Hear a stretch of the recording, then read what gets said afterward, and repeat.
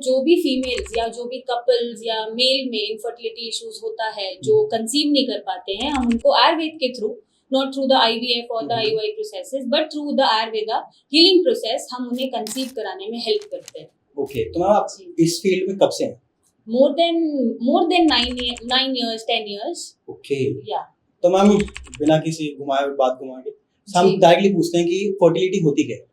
See, fertility is only the ability, चाहे मैं Okay. Mail की बात करूं चाहे मैं फीमेल की बात करूं, to conceive a child. Okay, this is the simple meaning of fertility. और अगर वो किसी वजह से कंसीव नहीं कर पा रहे हैं, चाहे वो मेल हो चाहे वो फीमेल हो, वो इनफर्टिलिटी बनता है। मैम एक क्वेश्चन है, चाहे आप उसको पुरानी सोच बोल लो या पता नहीं लोग इसके बारे में बात क्यों नहीं करते कि अगर इनफर्टिलिटी है या कंसीव नहीं कर पा रहे हैं तो उसका रीजन सिर्फ वुमेन होता है या उसका मेल भी होता है? नहीं, अगर कोई भी कपल कंसीव नहीं कर पा रहा है, बच्चा नहीं हो पा रहा है, तो reason could be a female और अ मेल ऑल्सो। जरूरी नहीं है कि अगर बच्चा नहीं हो रहा तो फीमेल ही रिस्पॉन्सिबल है बच्चा ना करने के लिए। Male has the equal important role. Ma'am what is the role see हमेशा पहले तो जैसे 1 साल से हम अनप्रोटेक्टेड इंटरकोर्स कर रहे हैं, एक कपल कर रहा है, बट तब भी डिस्पाइट बीइंग अनप्रोटेक्टेड इंटरकोर्स वो कंसीव नहीं कर पा रहे हैं। 1 साल हो गया, राइट, और वो परेशान है कि बच्चा नहीं हो रहा, फैमिली प्लानिंग नहीं हो रही। तो reason could be a male also and a female also. तो हो सकता है कि फीमेल एब्सोल्युटली फाइन हो, मेल में ही स्पर्म काउंट का थोड़ा सा लैक हो, या मॉर्फोलॉजी में प्रॉब्लम हो, या फिर कोई वेरिकोसील जैसी दिक्कत हो, या हो सकता है फीमेल में कोई PCOD हो, या हार्मोनल इम्बैलेंस हो, या तरह तरह के डिसऑर्डर हो जिसकी वजह से वो कंसीव नहीं कर पा रहे हैं। तो मैम ये PCOD क्या होता है? PCOD इज नॉर्मली जब ओवरीज है, राइट, हमारी 2 ओवरीज होती हैं, तो जब हमारी ओवरीज के आसपास मल्टीपल सिस्ट बनने लग जाते हैं नॉर्मली, उसको हम PCOD बोल देते हैं आम भाषा में, ताकि जो हमें सुन रहे हैं वो समझ पाए।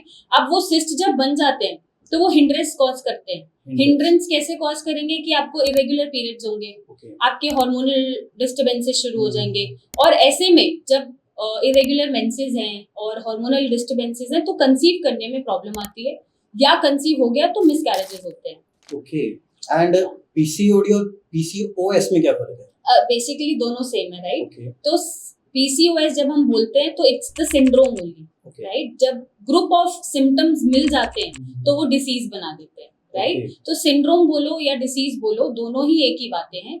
PCOS और PCOD के नाम से इनको जाना जाता है। ओके, तो मैम इनको अलग अलग ट्रीट क्यों किया जाता है कि PCOD is something else and PCOS is something else? No, अलग ट्रीट मे बी शायद लैक ऑफ नॉलेज की वजह से करते हैं, या मे बी डायग्नोसिस की वजह से करते हैं, बट PCOS एंड PCOD दोनों में ही पॉलीसिस्टिक ओवरियन डिसीज है या पॉलीसिस्टिक ओवरियन सिंड्रोम है। तो जब वहां पे बहुत सारे सिस्ट बन ही रहे हैं ओवरीज के आसपास, दोनों मीनिंग सेम है, और जब ग्रुप ऑफ सिम्टम्स बना के वो एक डिसीज बना दे रहा है और वो शुरुआत एक सिंड्रोम से हुआ है, तो उसको कलेक्टिवली हम डिसीज बोल देते हैं। दोनों एक ही चीजें हैं। ये बहुत बड़ा मिसकॉन्सेप्ट है कि दोनों अलग अलग चीजें, दोनों सेम ही होती है। जैसे सिंगुलर प्लूरल वर्ड होते हैं ना, एक है बहुत सारे हैं, तो जब ग्रुप ऑफ सिम्टम्स इकट्ठे हो जाते हैं तो वो डिसीज बना देते हैं। ओके, या तो मैम जैसे ये तो ही फीमेल की बात, बट अगर हम मेल की बात करें तो लोग डिस्कस भी नहीं करते हैं, एंड इसका कोई स्पेसिफिक रीजन है या फिर वो एक मेल ईगो आ जाता है बीच में, या उस वजह से लोग डिस्कस नहीं करना चाहते? इस पे चलो सागर, मैं आपसे पूछती हूँ, ऐसा कभी हो ना आगे जाके, बट लेट सपोज अगर आप फैमिली प्लानिंग नहीं कर पा रहे हो, तो आप ये चीज एक्सेप्ट करोगे बीइंग अ मेल कि हाँ प्रॉब्लम मुझ में भी हो सकती है, या पहले सिर्फ फीमेल का ही चेकअप कराओगे? मैम ये तो फिर वही है, सोच की बात आ जाती है सामने। हाँ, तो जनरली क्योंकि हमारी जो सोसाइटी है वो मेल डोमिनेटिंग सोसाइटी है, राइट, तो मे बी शायद मुझे ऐसा लगता है कि उन पे क्वेश्चन मार्क ना लग जाए, या वो खुद को एक्सेप्ट नहीं कर पाते हैं, या मे बी उनकी मर्दानगी जिन्हें वो एक कोट करते हैं वो इफेक्ट होती है, या मे बी उन्हें शर्म आती है, या मे बी वो डिस्कस कर नहीं पाते, क्योंकि लड़कियों का क्या है, 2 लड़कियां एक दूसरे का दुख सुन लेंगी, बांट लेंगी, राइट, प्रॉब्लम एक्सेप्ट कर जाएंगी। बट एक मतलब मेल फ्रेंडशिप में अगर आप देखो तो शायद आप अपने फ्रेंड से ये नहीं बोलोगे कि मुझे सेक्सुअल रिलेटेड कोई प्रॉब्लम आ रही है, जब तक कि वो बहुत खास ना हो, कि शायद ये मुझ पे हंस ना ले।